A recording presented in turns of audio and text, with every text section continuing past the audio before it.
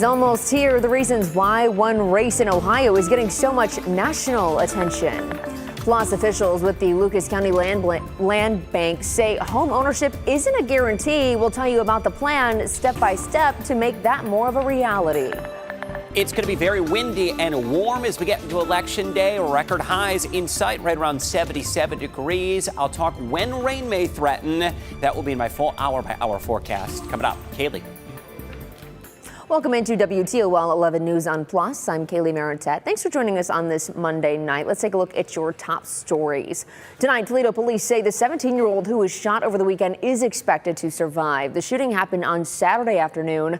A Toledo police report says a teenager was found at Chestnut and Weber and had been shot in the back. Police say they believe there was a fight and at least two people started shooting. Police are still looking into this. It's not clear if anyone has been arrested yet.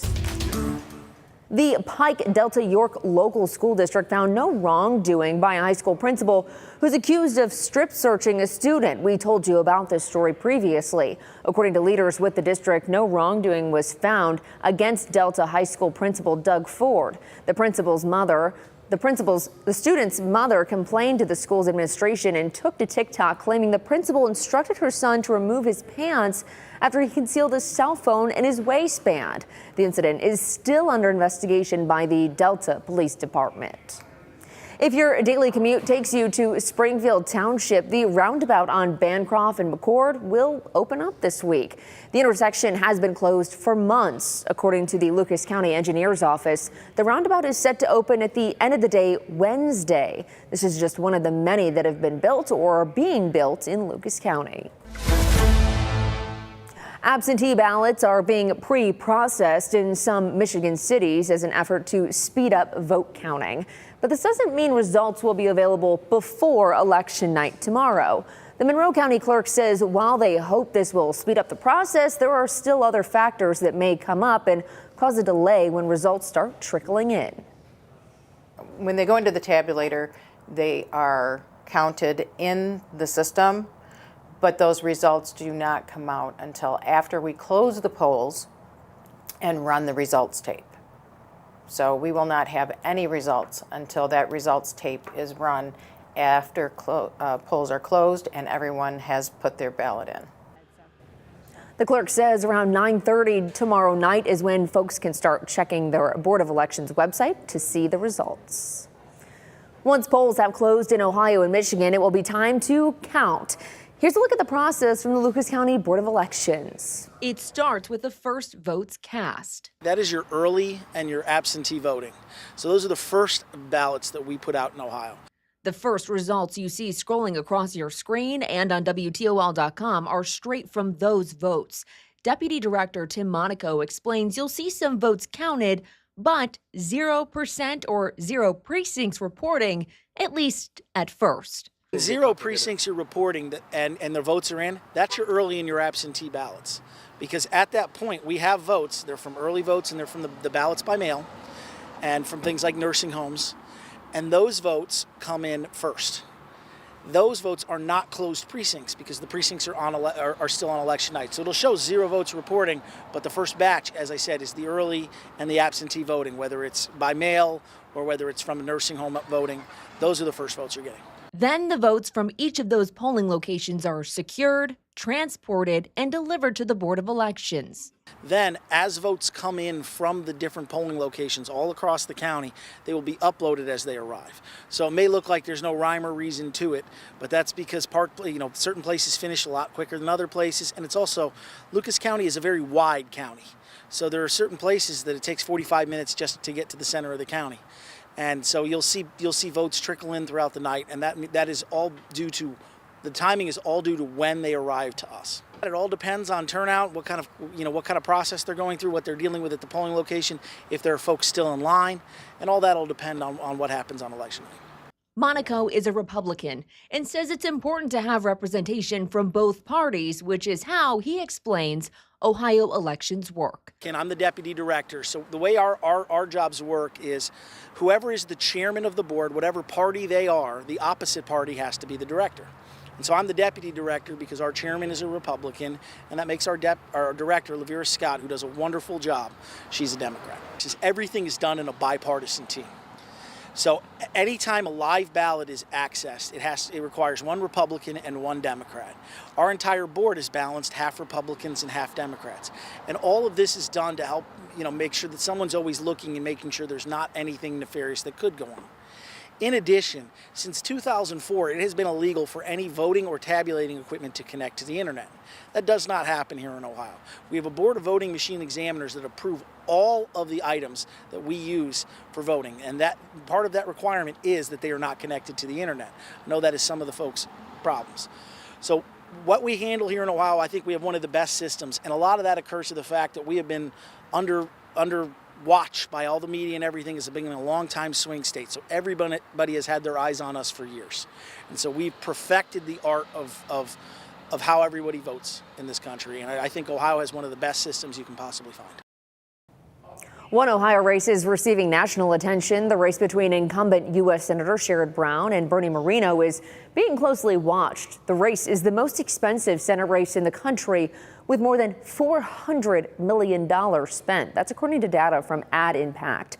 University of Toledo political science professor Sam Nelson says most of the money is coming from party committees. The results could determine which party will have control of the Senate for at least the next 2 years. Democrats currently have a small majority with 51 seats. The Michigan Senate race looks like it's going to be a Democratic win, but if the polls are off 4 points, then that might be up for grabs. Wisconsin, Tammy Baldwin looks like she's in good shape for re-election. It could be competitive if polls are off. Nelson says the Senate races in Texas and Nebraska could also be close.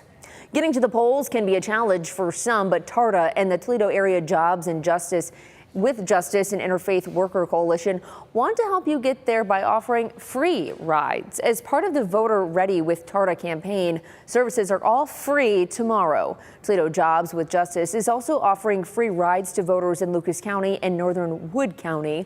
To schedule a ride, you can call 419-VOTE NOW. That number is also at the bottom of your screen.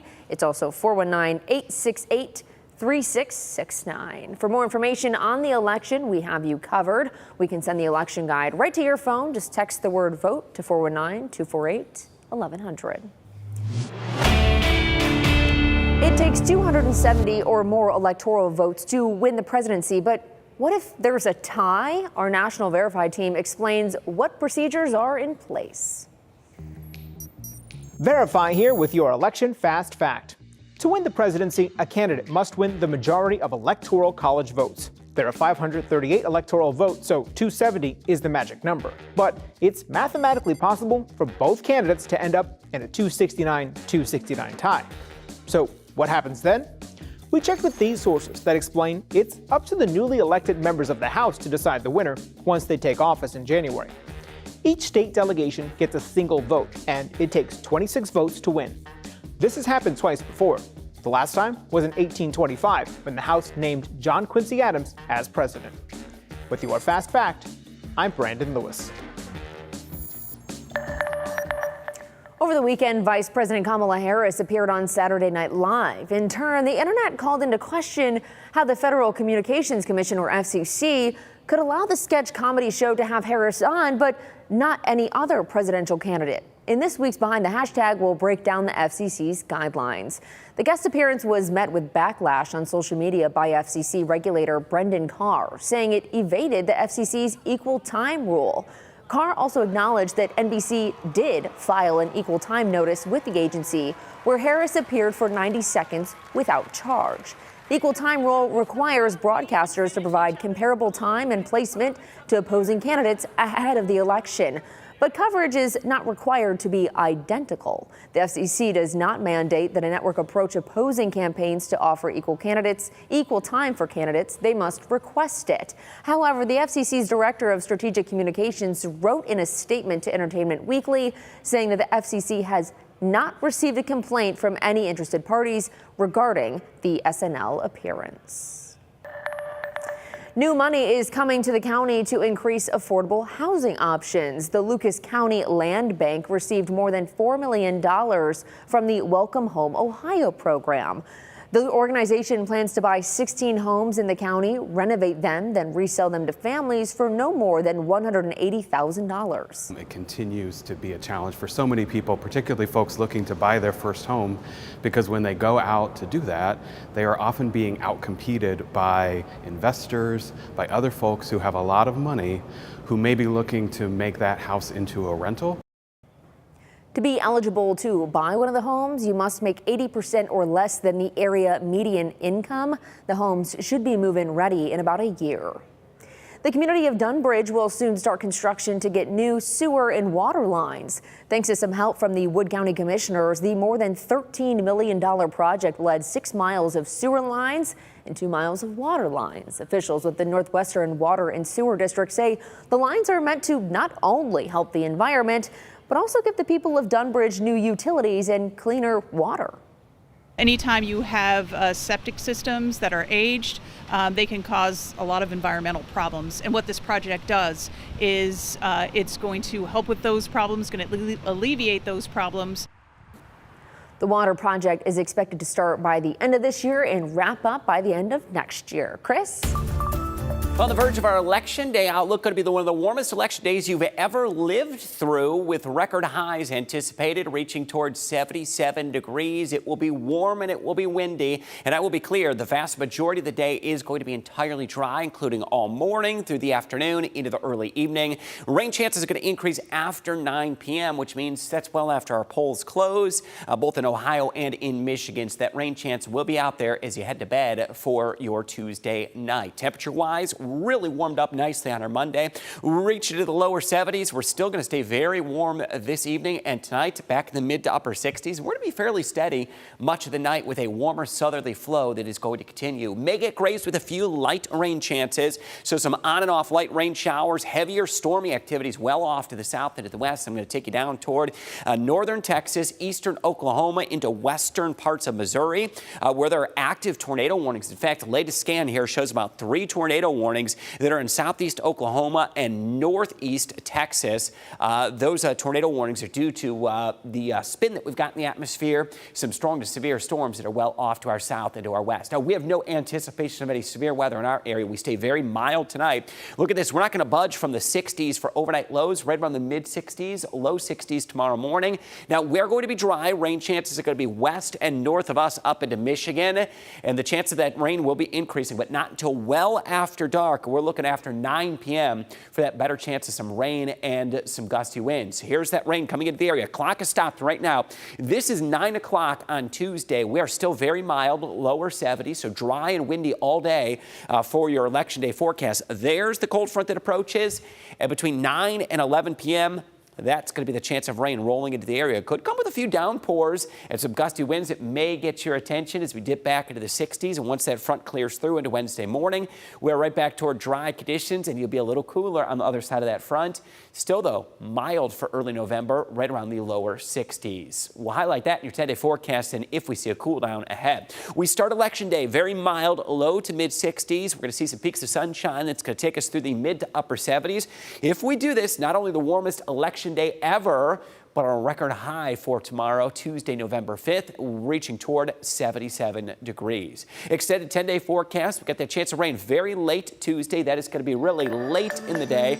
After 9 o'clock, that chance will be increasing. Beyond that cold front, we go from 77 to 63 on Wednesday. Here's your highs in the 60s Wednesday, Thursday, and into Friday. Weekend is going to start dry. We'll have partly sunny skies into the start of the weekend. Next rain chance beyond what we're expecting Tuesday night into Wednesday morning will come on Sunday. Some showers that will visit the area for the end of the weekend.